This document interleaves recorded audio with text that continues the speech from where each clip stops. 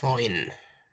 Okay, so it should be recording now. Thank you very much, Nadir, for joining us. That is very kind of you. My Hopefully, pleasure. Yeah. hopefully won't take long at all. I'm not sure if you've watched the previous one we've done a couple of weeks ago.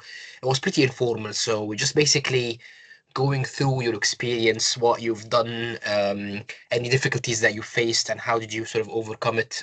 People get very encouraged when they watch sort of successful examples. So Nader is one of the consultants at Cornwall Hospital. So and I think you've got your Caesar quite recently, haven't you? 9th of December. Yeah. Okay, that's quite Just recent. So quite yeah, recent. Yeah. yeah, that's quite good because we'd rather have more recent, experiences because just things are changing now very quickly. So it's such much better to get a more recent successful candidates.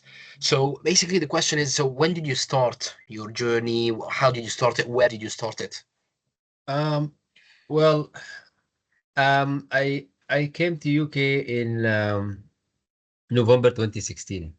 Before Okay. that, I was working abroad. My training was in Malaysia. Hmm. My basic Islamic training in a master's level was in Malaysia in 2002, and originally I'm from Sudan.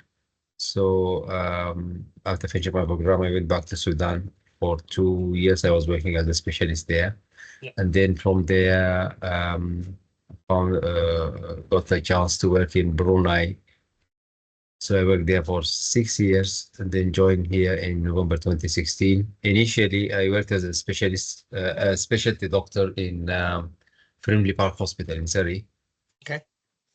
for 2 years. And then I Right. got a chance to join Royal Colon Hospital as an associate specialist in medical retina Mhm. in November 2018. So, and since then I've been working in the same hospital. I haven't changed my hospital. Right. Um, since I came in to UK in November 2016, I always wanted to do Caesar, but things were not very clear. It was quite vague for me then. Uh, uh, yeah, but there was a lot of colleagues in Frimley who were doing their Caesar then. So they were quite helpful. So they guided me on how to collect the evidence, basically. So it was a very, very long process, Yes. slowly accumulating evidence. So I got into the habit of um, compiling my logbooks, surgical logbooks, clinic logbooks, even before, way before I started the actual journey for Caesar. Yeah. So the question is, when did you start actually collecting evidence? Was it before you came to the UK? No, no. Before I came to UK, I didn't even know there's something called Caesar.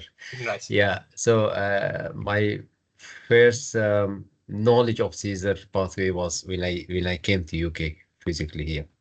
So starting from 2016, I started just to collect Excel sheets with patient details without knowing what I want to do with this. Yeah. Yeah, doing my annual audits and my cataract audit. I used to do it annually as routine. Hmm. Um, I started to think seriously about pursuing pursuing the Caesar application in starting from the COVID time around 2020. Yeah.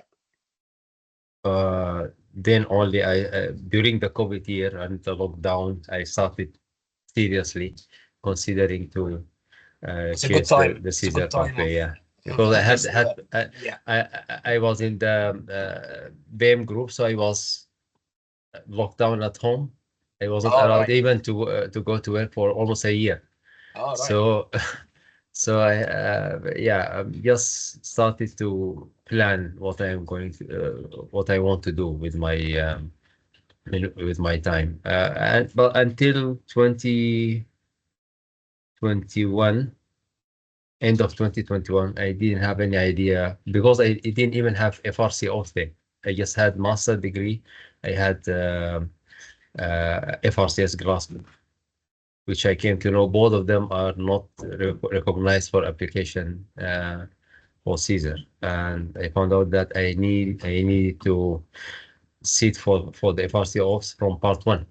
Yes, unfortunately. Yeah. Yeah. Was So that the time you started?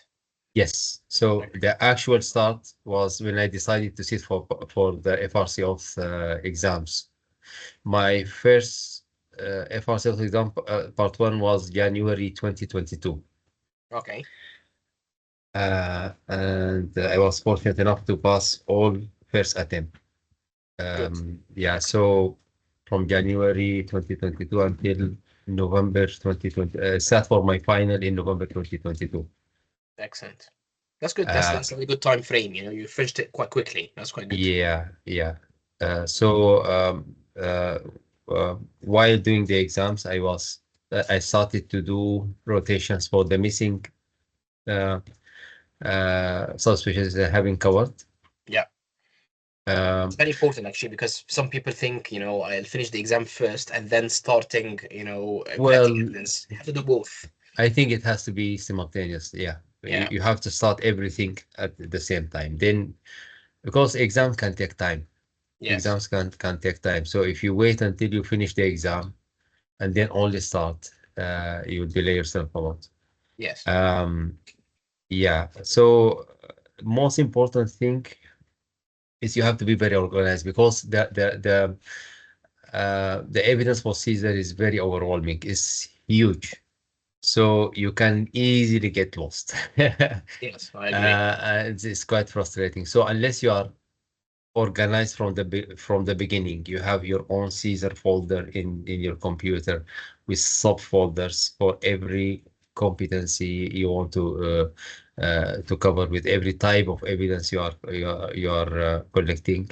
Then you can easily be disheartened with how hard the process is. Yeah. Yeah, so the good thing I started very organized. So I had a dedicated Caesar folder in my computer with So yeah, all, tell us a bit more. So we need to know how organized were you and how did you actually manage to sort out the folders? How did you make things sort of less of a hassle? yeah. Um, after clearing my part two written, I actually started compiling everything in a folder before I go to the Bibles. Yeah, so I attended the Caesar Training course day. in the Yeah. Royal College. Mm, That's very valuable. I agree. Yeah, it helped me to decide what kind of system I want to follow to accumulate and organize my document. Yeah.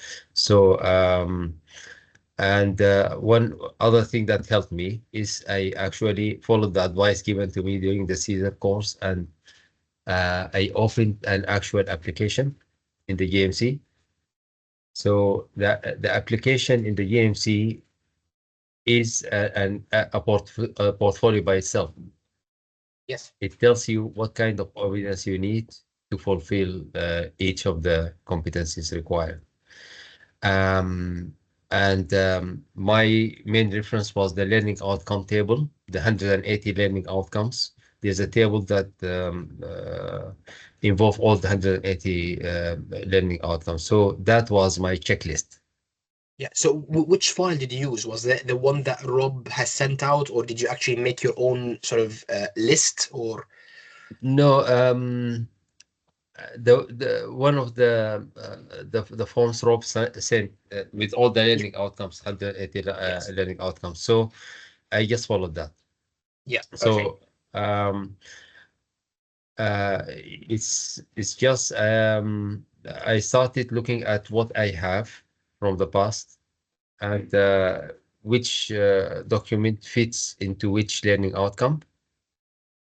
Maybe I'll show you yeah, that would be useful. I think. something. Okay, I'll share something so you can see how I organize my documents. I think you've done the same as me. So just looking at all the learning outcomes and going one by one and making one sure by that you one. fulfilled everything. Others have Yes. used it by specialty. So they open the one of the again files that Rob's recirculated that. So per specialty. So let's say glaucoma, you need to tick off the IOP box, you had to Yeah. tick off the feed No, box, that sort of thing. I found this very confusing. I tried that, but I found it Yeah, very confusing. So I agree. the easiest and simplest thing was you have a table of 180 learning outcomes, and I just went one by one, one row by one row, collecting the evidence and filling that table. Yeah. And Um, did you get two pieces of evidence for each outcome? well, some of the learning outcomes I couldn't get to, but then I added some other piece of evidence, alternative evidence.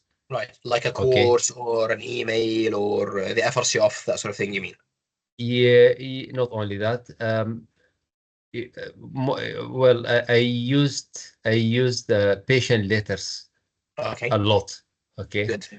Yeah. So one of the things I would advise you all is to um, write detailed patient letters, because patient letter is a very important piece of evidence. Not only that you can use it instead of some of the evidence, but also you can use it to show how good a communicator you are. Yes. Okay, so Yeah, let me ask you something very specific now. So let's say, because there are some forms that the college really likes, so like adopts or a yeah, CRS form or whatever.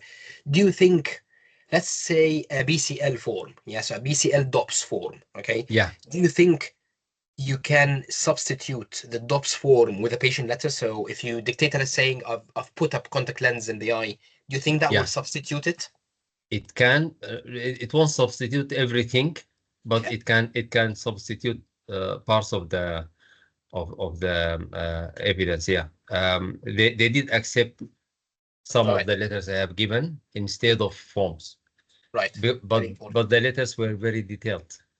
Okay. So like Yeah. like and also one of the things I was doing all through my preparation for the season is that when I'm in the clinic and I get an interesting case and I write a very detailed and nice letter that I would know will serve well as an evidence, I would save. I'm using Medisoft. I was Okay. using in the past Medisoft, and now I'm using Medicite. So the letters are generated electronically with all the details. So I will write the letter, and then I'll save a copy of the letter as PDF. Hmm. And I have PDF Premier, so I will immediately add the tag on the letter itself, just stating which learning outcome I'm going to use this particular letter for. Hmm. Okay. Good. So that was very, very helpful, because at the end, when you come after a year or two and look at 2,000 pages of evidence you have in your computer, it would be Impossible. a huge work to try to find out what's what and which evidence you use for which learning outcome. So that should be an ongoing process. Whenever you come across a piece of evidence that can be used, make sure you put a tag, what learning outcome you are going to use for that. So I've done this for my patient letters. I've done it for all the WPBAs I've accumulated, whether they are manual or from ePortfolio. Yeah.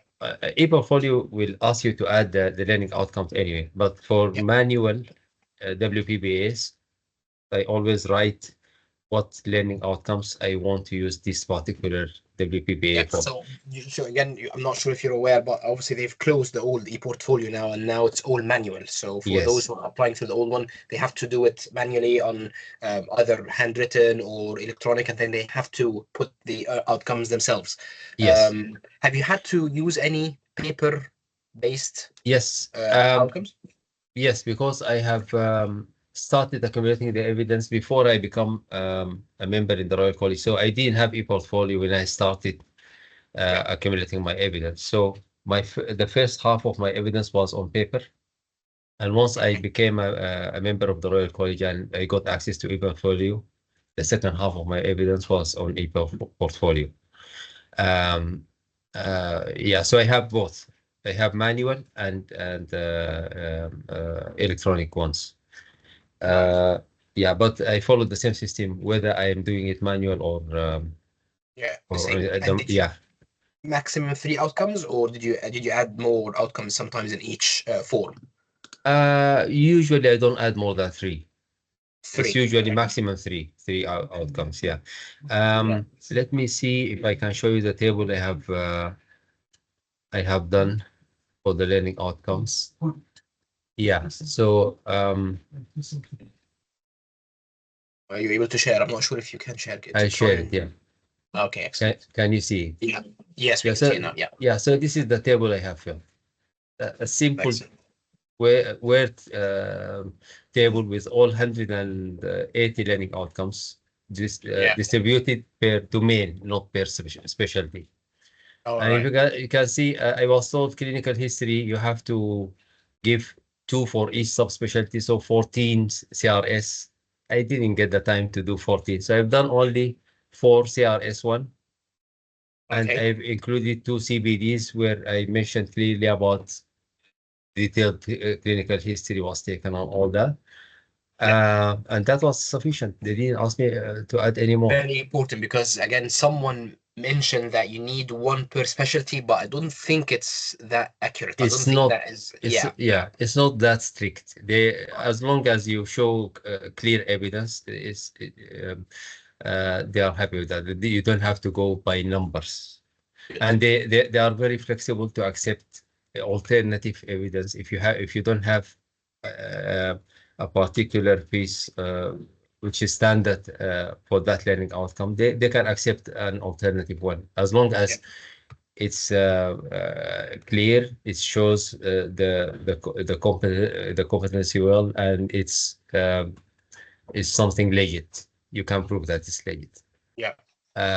Yeah. If you look at my table here, see how many patient letters I use for. If you see at CA5, I have put CRS5 too. I have used few CBDs, and so many patient letters where I have done external examination, and it's mentioned in the patient letter.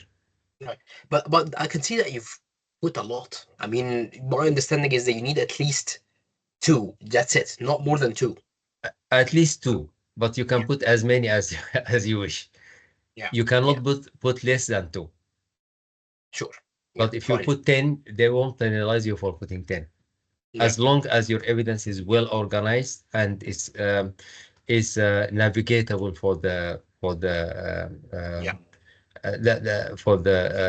evaluator. It's very, very important to organize your submission very well. So see, I really like how you've, so for everyone, he's written down some sort of, let's call it an index file or whatever. So he's guiding the assessor where to find that document. So open, RCH to page 36, you'll find that form, because otherwise the assessor will get lost. So very important. Yeah. I organize my evidence in books. So clinic logbooks, that was an index book, index and page book, surgical logbook, case book. I have prepared a case book, WPBAs. So everything was categorized and grouped into a book.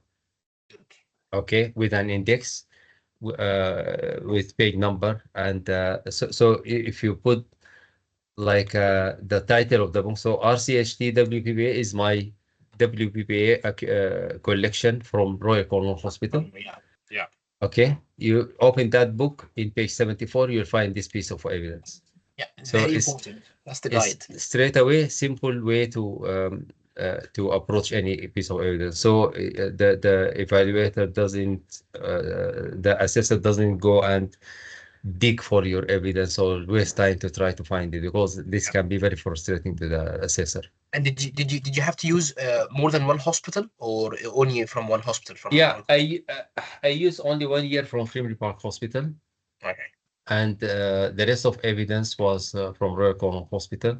But I had to move around within the region for some of the evidence that I couldn't collect in the hospital. Yeah, So so that's an important question. So did you have to do that on your own time, I assume? So you didn't yeah, have- in my free time. So I used to go to attend the Cornell Theatre in Taunton Hospital in Musgrove Park.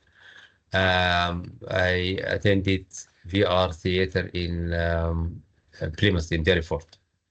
So I Okay. used to travel every week in my free time to attend there, just to complete my numbers, basically. Right. And did you stick to specific clinic numbers, 20, or less than 20? Well, not less than 20. I've Not never 20. done anything less than 20. But Okay. like if I show you my let's see if I can show you my consolidated sheet, so you can see how many clinics I've done, how many patients in each subspecialty. Consolidated sheet. Okay.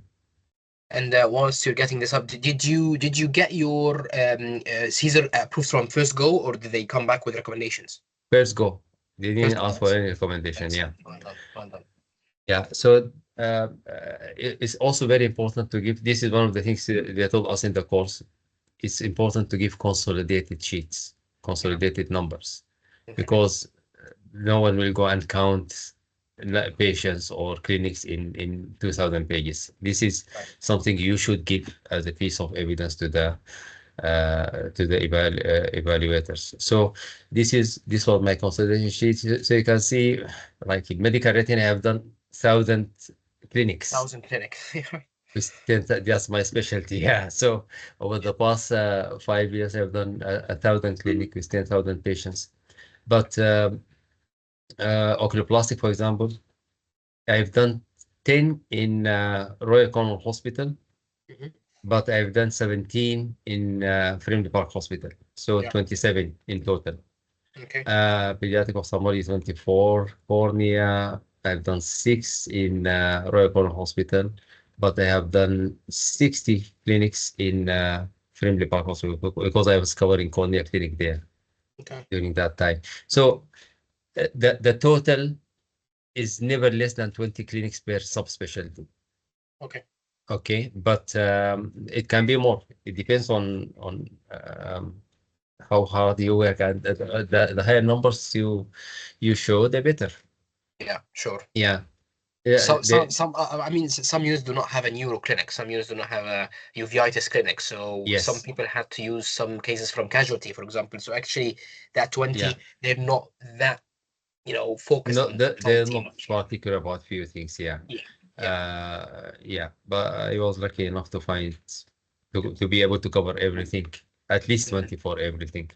Yeah. For example, if I show you the theater consolidated sheet, for example, it shows also in detail for Yeah. each hospital what the distribution of cases, Yeah. how much assisted, how much performed, supervised units, and all that. Okay, so So have you not used the eye logbook then? I use the iLog book just for my reference, but Okay. I've converted everything into an Excel sheet to Right. compile from different sources. Yeah. Okay. So is that the only surgical logbook evidence that you've submitted, or did you submit something else?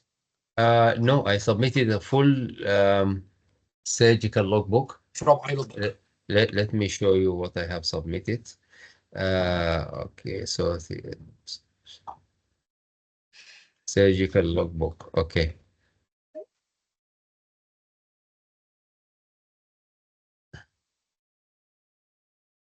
Yeah.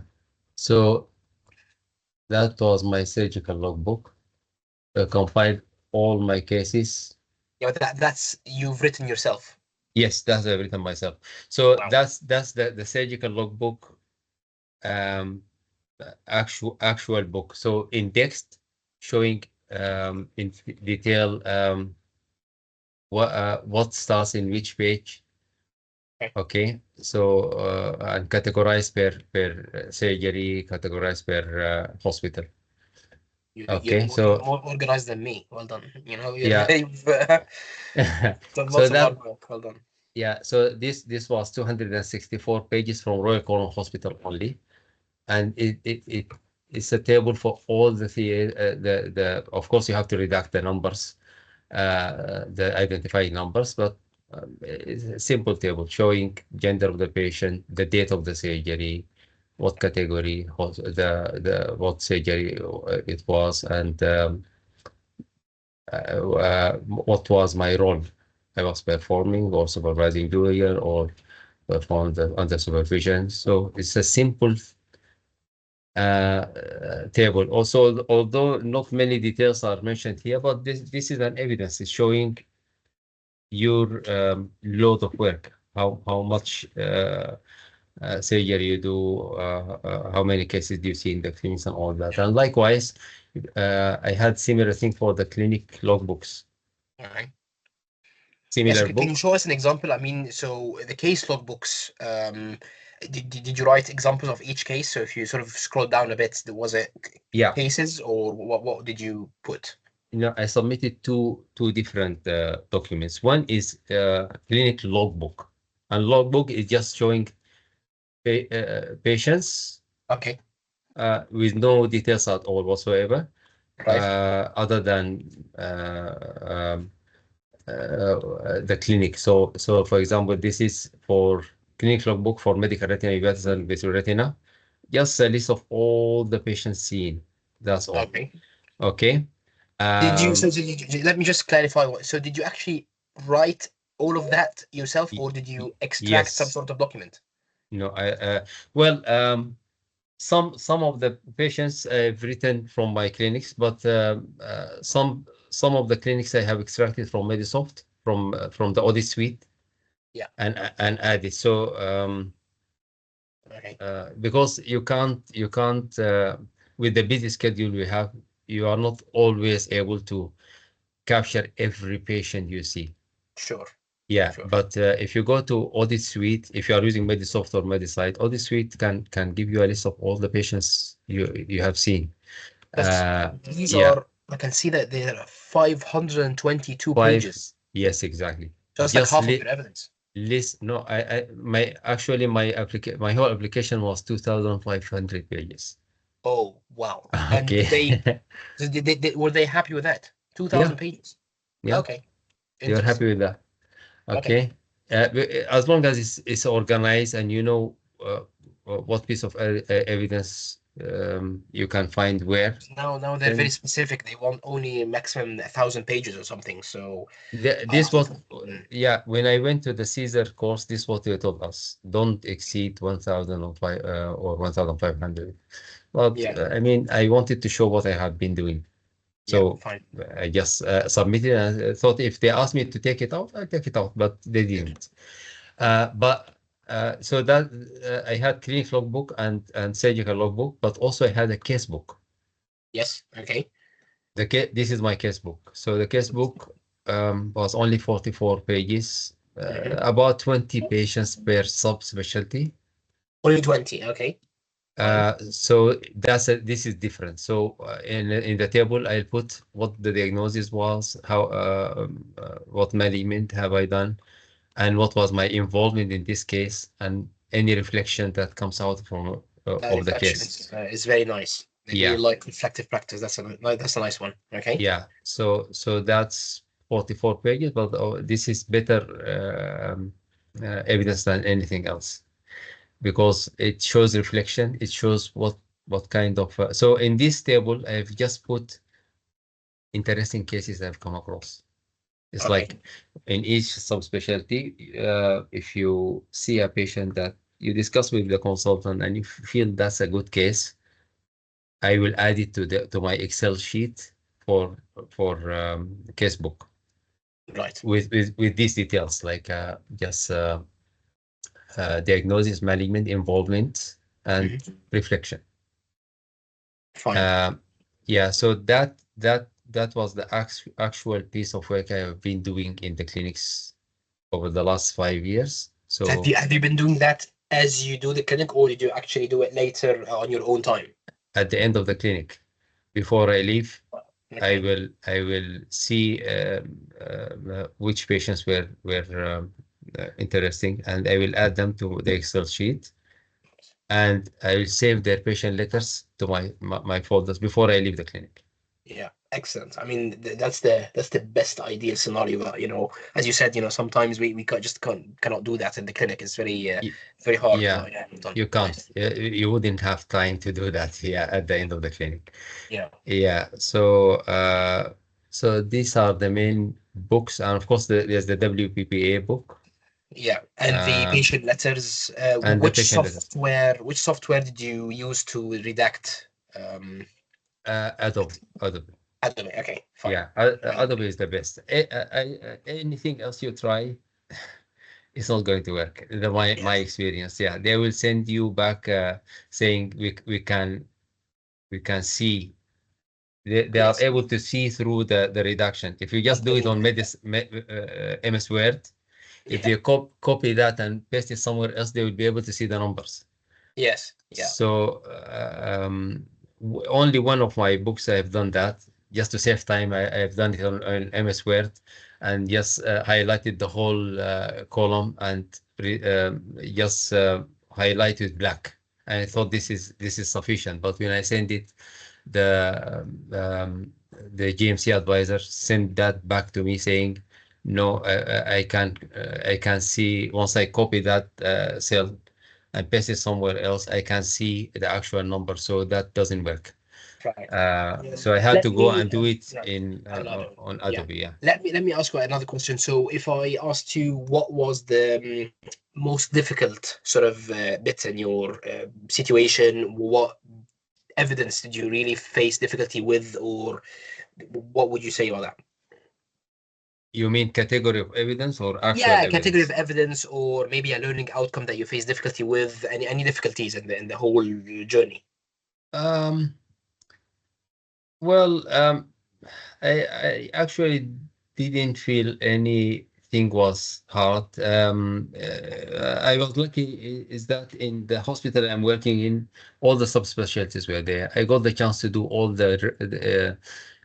even the rare learning outcomes like inoculation, evisceration. I've done three inoculation, evisceration in the hospital I'm working in now. Um, like Botox, ROP, screening, all these kind of things. I didn't have any problem with it at all. Screening, you sometimes it's hard um, to uh, give evidence for screening. You know, they have you have to show evidence of two screening programs or something like that. Yeah. But I was the lead for the diabetic retinopathy service here, so Okay. that's not a Right. problem from diabetic point of view. Fine. And during my pediatric ophthalmology rotation, I used to go with the consultant to do the ROP screening. So Mhm. so that was covered. I didn't feel I had any problem.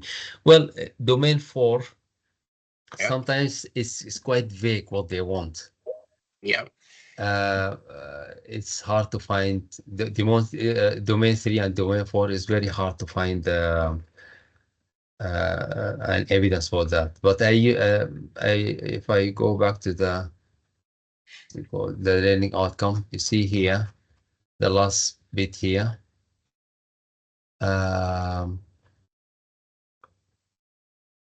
not that, yeah. The practical skills and all that, it was straightforward in the Easy. old system. But like health promotion, Yeah. um, infection control, um, bomb protection, these things. Um, well, I use more of patient letters and Patient letters. Right. CBDs for that. Okay. Right. Yeah, for example, if you take an example, bomb protection, for example. Yeah. Uh, How many that CBDs per specialty did you submit?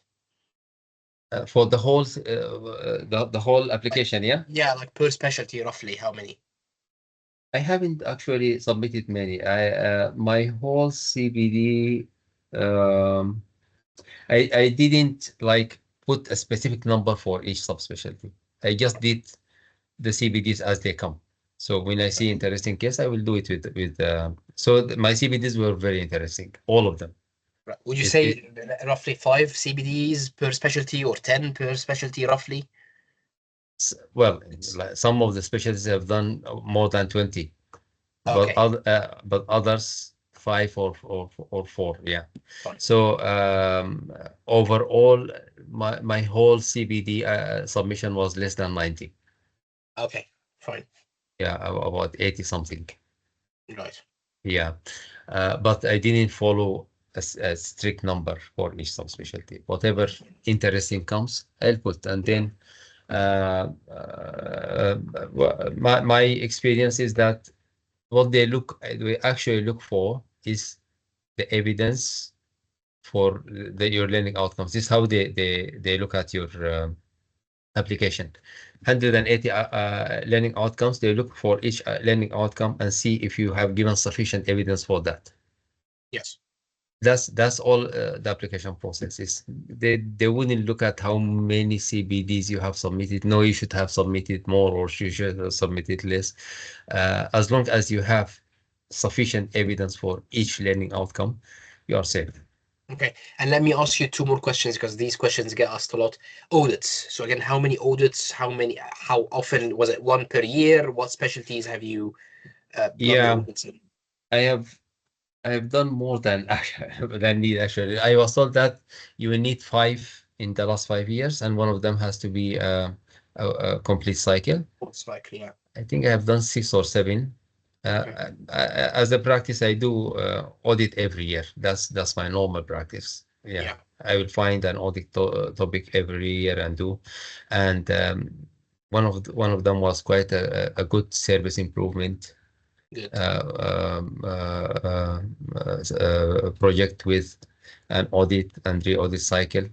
So that was my complete Was it quality in a cycle. specific specialty or different specialties?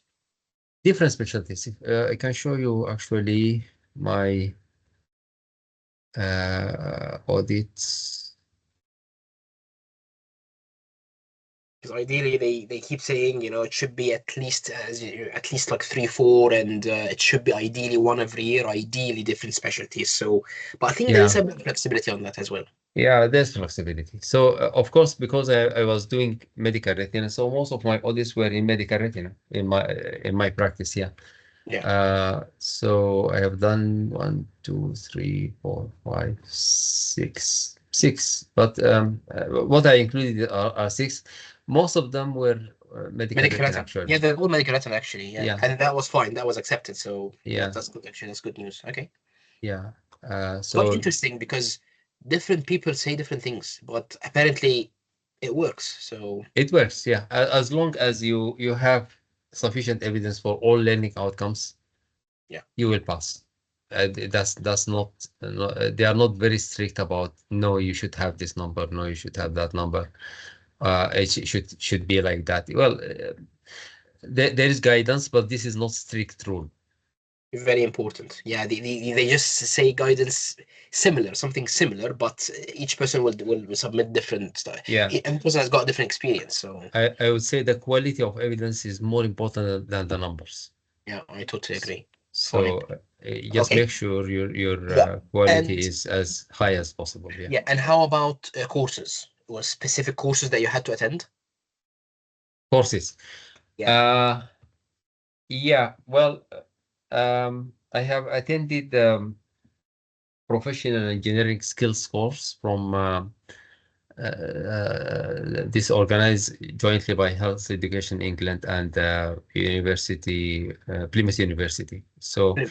that's a 6 month course. Wow. Yeah, so that covers most of the generic skills you need as a consultant. Right. And I have done the education supervisor's course under the Health Education England. Okay. So I'm an accredited educational supervisor. But along the journey, I have attended quite a number of courses under the Royal College. Yeah. Royal So College like something like have the quite good TTT, courses. Yeah, training the trainers. Have you done that one? I haven't done that. You have not. Okay. I haven't because I have done the educational supervisor's course from the health education England. So that's equivalent. So Right. I didn't have to How do the about, training for trials. yeah, the GCP, the good clinical practice? I have done GCP. You did Yes, that one. Okay, I fine. have done the GCP. And then you need at least one laser safety course. Yes. Yeah. Um, yeah, and microsurgical skill course. That's Okay. definitely, I have done that also. Um, yeah, but other than this, most of the other courses were just a variety Yeah. of what's Fine. available in the Royal College. Yeah. Okay. Fine. Um, I mean, I cannot think of more questions from my side at this point. Shall we take a few questions in the Yeah. chat? Yeah, Yeah. sure. Sure. Um, actually got only one question. So, can I use a clinical letter stating that I discussed the case with a consultant as a CBD? So instead of a CBD, you think a clinical letter? You can, yeah, because CBD is it's not like CRS forms or DOPS or SAS. Those are very specific forms for very specific learning outcomes. CBDs are um, a quite diffuse piece of evidence. It does not cover a very specific learning outcome. So if you give a good patient letter, yeah, it can work in place of a CBD. It's Right. not So, it doesn't yeah, necessarily have to be a CBD. yes, If you put because details, then yes, you can. yeah, because you can't associate outcomes to it. So, but Yeah, as he Nader was saying that you have to write a good letter. Yeah, it's not enough to say stable, done this, then that discharge. You have to write some stuff and dictate write a letters. good letter. Yeah, Yeah, yeah, if I show you my this is my patient letter book. okay, Okay, so I categorize the patient letters as per clinic, and yeah, I always write the letter, and then that yellow box here is where I write my learning outcomes for this particular letter. yeah, okay, Okay, it helps you to organize the stuff. So um, it's important to write a proper professional letter, not just and that letter you based on that, like for this letter, for example, I have used it for 1, 2, 3, 4 learning outcomes. okay, yeah, Okay. Uh, one of the things you have to put in mind is that uh, if you save the letters and just forget about them and come after 1 year, you wouldn't know from the file outside what this letter is about. The yes, best time to be able to maximally utilize the letter is at the end of the clinic when it's fresh in your brain. You know exactly this patient has a good letter, and this letter you can use it as evidence for this learning outcome, for this learning outcome. So save the letter as PDF, then give it a unique title, and write the learning outcome on the letter itself. yeah, So later on, when you come to compile the evidence, you don't have to go and read every letter to find out where to put that. You can just look at your learning outcomes up here. Okay. very good. So yeah, so that's my advice. The letters were a very, very important piece of evidence. It covered for all missing forms for me. Yeah. That's Yeah, that's really good. I mean, that's actually really reassuring because for me, yes, I've used patient letters, but I did not associate them to any outcome. I've only used them as as evidence of letters, and that's it. But yeah. apparently, I letters can be used. Yeah. Yeah, it can be used because the patient letters are legit, Yeah. traceable piece of evidence. Yes. It can be traced to your EMR. So you can't fake a patient letter. Yeah. A letter like this would serve for all these learning outcomes. Yeah. Um, And yeah, another question was, for every CBD or DOPS, any form, do I need to submit a clinic letter? I didn't do that. Right. Yeah. Not necessary. Sometimes I submit a letter from the same patient Yeah. if the letter has something additional. But sometimes I may put a CBD and a letter from a different patient that acts by its own as an additional evidence for the Got same it. learning outcome. Yeah. And that's why in my learning outcome table, you can see I have I can see, for example, delivery information, how many letters I have put here, because So, these are discussions with patients, and that was accepted and actually commanded by the evaluators that my evidence was clear, very informative, and well organized. excellent. Excellent. That's fine. And Yeah, another question by the microsurgical course. What do you mean by that? That's the college course. So the actually college now course. it's Yeah, changed. Now it's changed. Now it's called the Introduction to Phaco course. Um, in the past, it used to be microsurgical, but it's a bit different now. I yeah. think there's an intermediate and advanced one as well. So I'd Mm. suggest attending any of those. But the question is again, if you've done hundreds of Phacos already, do you still need that course? You think? I don't think so because Yeah. if you have done thousands of cases in the NHS, what is microsurgical course going to add to you? It's not Yeah. nothing. Yeah, I but probably they may look at it from the point that it may give you the right way to do suturing or this and that. But if you have a record of surgery with good outcome, Yeah. I don't see how this would add anything to you. Yes. Yeah. Fine. Um, Someone has again asked if you can kindly share this document with them. I'm not sure if that is something that you would be happy with or not. If you are happy, you can send it in the chat if you wish later. It's up Well, to you. I can share the learning outcome. The other Yeah, or even documents are very, very large documents. It's very no, hard to no, share. Yeah. ignore no, not the But others, but maybe just because I think they just need a yes, um, yes, a template to a use. template to use. Yes. Yeah. So Yeah. I can share this one in the group now. Yeah. Cool. Yeah. It's an MS Word document that can easily be used. Yeah. It has all the Thank learning you. outcomes. I don't know. Are still people applying under the old curriculum, or they Well, started to learn under the new curriculum but now? that's the issue now that lots of people are struggling with. So most seniors Ah, who basically have got lots of cataracts under their belt and they've done their exam, they want to apply for the old one, and it's until June 26th. So they're quickly wanting to do stuff, and but it's very hard to compress everything in a got 18 months now left. yeah, yeah, But for those who are still that later in the process, they probably end up applying through the new yeah, one, which is quite yeah. different. That's the issue. Because this table is based on the old curriculum, so I don't think it will be useful for people who are applying under the new Yeah, curriculum. that's a very valid point. I mean, the new one. I mean, we've done a webinar on the new one, so because the outcomes are different and the numbers are different, so this will only apply for the old one.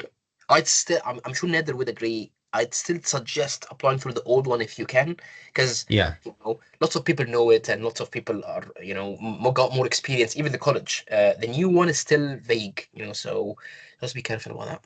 yeah, I totally agree. Yeah, I don't know much about the new curriculum. Yeah, but when I read through it, it looked to me more confusing, Yeah, like not as objective as the old one. The old yeah, one, you had 180 learning outcomes. You are evaluated against those 180 learning outcomes. So if you have the evidence for these outcomes, yeah, you shouldn't have any problem uh, through the process. But the new yeah. one, from my very superficial read of it, I feel things are more liquid. Yeah, I There, agree. yeah, there's no clear path as to what evidence is more accurate for what And there's kind of the learning issue of outcome. the cataract numbers, which is, still now being debated with the college. They're now requesting 800 cataracts rather than 350 Yeah. if you want to achieve level 4. So that's something that, lots of people are not happy with. But we'll Uh-huh. see. We'll see what happens. Yeah. Fine. Uh, Has anyone got any other specific questions? They can raise their hand or put it in the chat. We've got maybe need to make use of this time. We've got 10 minutes more left. Any other Yeah. questions, or should I ask a question maybe? Fine. So tell us about the duration. So you mentioned since 2016 you've been collecting evidence. Is that correct? No, actually, because the evidence has to be in the last 5 years. So although Yeah. I was keeping my record of surgeries and clinics and all that since 2016 as a routine, but I used the evidence only from 2018 18. moving upwards. So within the last 5 years, Okay. I applied by November 2024. So Right. I use evidence from January 2018, and even that itself, the advisor came back to me and say some of your evidence is out of the five-year window, Yes. and I had to argue that I have lost one whole year in lockdown during the COVID time. Yeah. So that's why I had to give extra evidence from the year before, Yeah. and they have accepted that. Okay. And Yeah. the timeline wise, so you submitted in November 23, you said? Yes, so I submitted the application in November 2023.